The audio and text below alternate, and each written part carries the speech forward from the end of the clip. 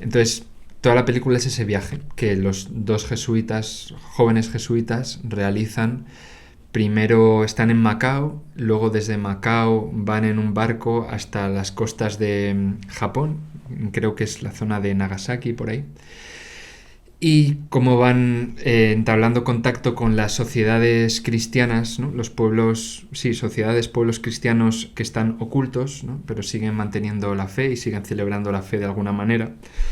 Y entablan contacto con ellos y van conociendo acerca del paradero de Ferreira hasta que dan con él, ¿no? Más o menos esa sería la historia, y el foco, el punto de vista está puesto en Rodríguez, que es interpretado por Andrew Garfield, que es un joven jesuita aparentemente muy seguro de sí mismo, muy consolidado en su camino, en su fe, en su amor por Cristo, ¿no? Como se ve que él tiene, lo dice, ¿no? Que tiene un gran amor al Señor, tiene un gran amor al rostro de Cristo, ¿no? Que aparece en la película.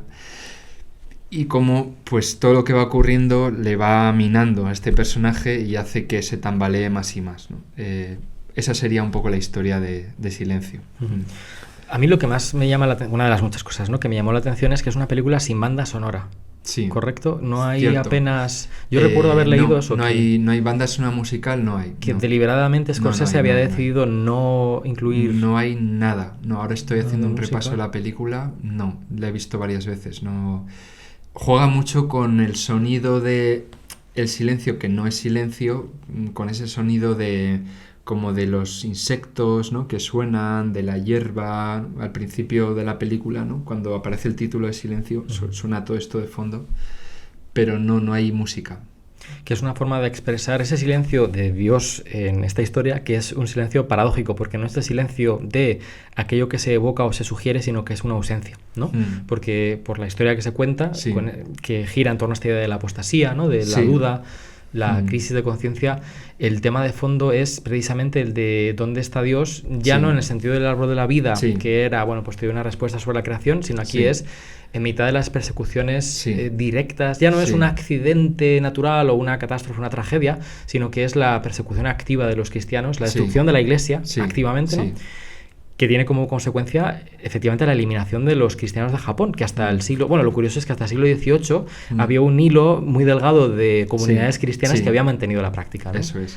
Pero casi eliminados por completo. Sí, ahí el tema del silencio de Dios, yo diría que como buena película que es, y como hemos comentado al comienzo de la conversación, es una película relativamente abierta y que lanza muchas preguntas, y donde el silencio de Dios a veces puede aparecer como una ausencia y otras no tanto, ¿no? Yo creo que Scorsese, cuando hace la película, tiene una intención de preguntarse y de preguntarnos, ¿no?, por ese silencio de Dios, en qué términos hemos de entenderlo. Y yo creo que él en algunos momentos dice que Dios sí que está ahí, ¿no?, a pesar de todos los pesares y de todas las oscuridades que muestra la película. Y a veces muy evidente, ¿no? De hecho, la película tiene un planteamiento visual muy claro, y es un camino hacia la oscuridad, ¿no? En ese sentido, yo la comparo mucho con la película famosa de Coppola, Apocalypse Now, que se basa en la novela de Joseph Conrad, El corazón de las tinieblas. Pues del mismo modo que Apocalypse Now y la novela describen un viaje al corazón de las tinieblas, ¿no?, a ese lugar salvaje, recóndito, inhóspito de la selva, donde el protagonista Marlowe o Willard, en cada caso, va a encontrar lo que él llama el horror. Pues en el caso de Silencio también hay un viaje al corazón de las tinieblas, ¿no?, a ese momento oscuro, completamente oscuro, ¿no?, esa noche, ¿no?, en la que ocurre lo que ocurre. No voy a destripar mucho, pero bueno, curiosamente yo creo que lo que quiere decir Scorsese de una manera bastante tremenda, quizá subrayando demasiado todo. Sí, es una película angustiosa, yo lo pasé mal. Donde la angustia está remarcada excesivamente, excesivamente, quizá, ¿no?, y a veces un pelín artificial, ¿no?, el modo en que está construidas todas las situaciones. Creo que lo que quiere decir es que en el corazón de las tinieblas está la luz, ¿no?, de alguna manera.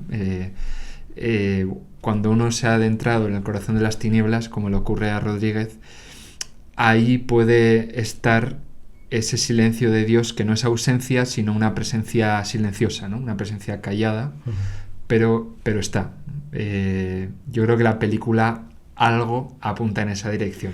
Sí, pero también Scorsese juega con esta idea de cierto contraste entre los occidentales y los japoneses, sobre todo cuando se dice esta frase que me encanta, ¿no? Bueno, me encanta. Cuando dice que Japón es un pantano y esos credos occidentales van a morir ahí y ahogarse, ¿no?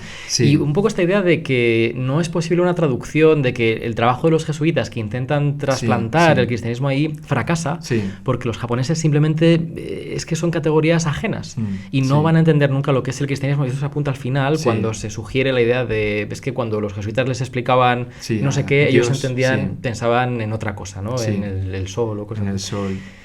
Sí, ahí hay como un planteamiento trágico, ¿no? Que yo creo que de alguna manera ya está en la novela.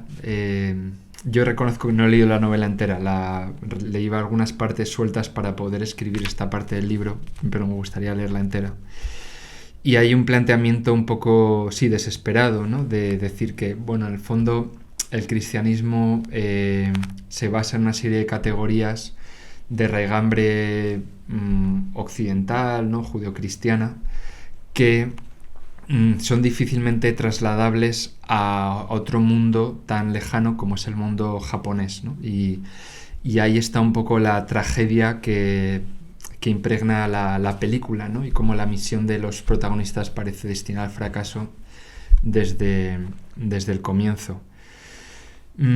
Sí, o sea, es una película sobre el tema del fracaso, ¿no? Es como todo, ¿no? Todo nos habla de fracaso, ¿no? Un fracaso cada vez más estrepitoso, ¿no? O sea, al final ya es... cuando no se puede fracasar más, pues más fracaso, ¿no? O sea, es como muy acentuado todo eso.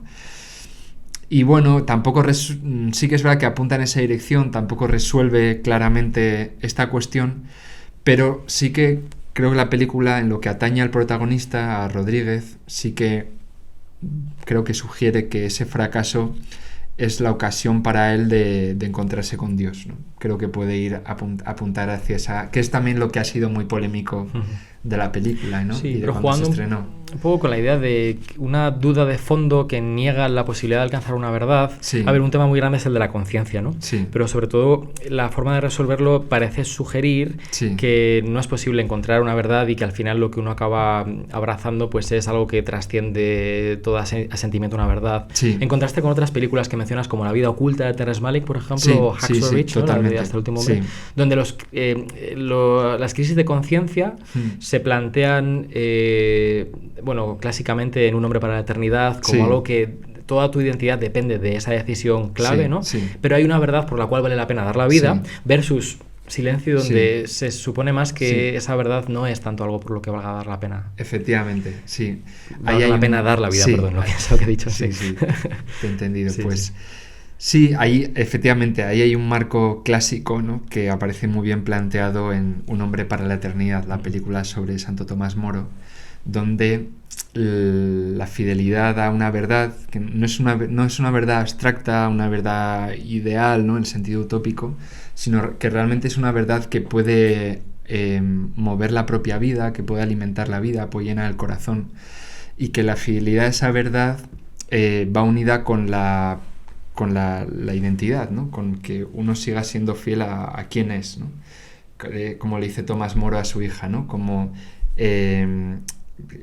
cuando una persona hace un juramento es como si tuviera su yo entre los dedos y basta mover un poco las manos para que todo eso se derrame como el agua y no se pueda recuperar. Pues Vida oculta, también Hasta el último hombre, siguen esa línea, ¿no? De que sí que es posible ser fiel a una verdad por la que vale la pena dar la vida, ¿no? A veces dar la vida en el día a día y otras veces dar la vida de un modo más radical, como es el caso de Vida oculta. Pero Silencio cuestiona esto, ¿no? Y viene a decir que la verdad nunca se entiende de esta manera, ¿no? Como algo que realmente pueda integrarse en la propia vida y llenar la vida, llenar el corazón, sino que al final como que predomina ese aspecto como más dogmático, más frío, más impositivo de la verdad, y en el largo plazo pues esa verdad se descubre como inhumana, ¿no? Entonces la resolución es que vale la pena dejar de lado esa verdad a la que se ha querido aferrar con tanta fuerza el protagonista, hasta que llega un momento en que dice no, la suelto porque es inhumano seguir aferrándome a esto, para aferrarse o para abrazar lo contrario, que sería la bondad, ¿no? Sería como si verdad y bondad fuesen dos cosas antagónicas en el largo plazo, ¿no? Es el dilema al que conduce la situación de silencio,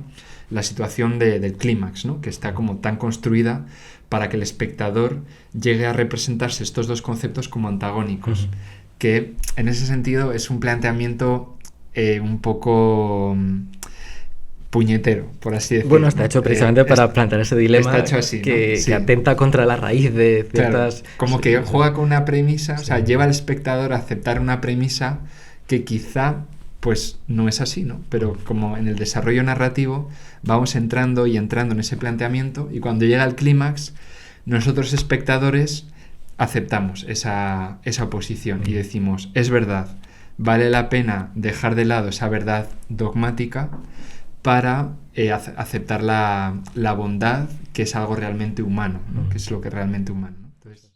Si te ha gustado este corto, puedes ver la conversación completa a través del enlace en pantalla. Para apoyar mi trabajo, suscríbete a patreon.com/laencrucijada, donde disfrutarás de acceso anticipado y sin anuncios a todos los episodios del podcast, además de una biblioteca de cursos de filosofía y literatura exclusivos para miembros. Muchas gracias por seguirnos.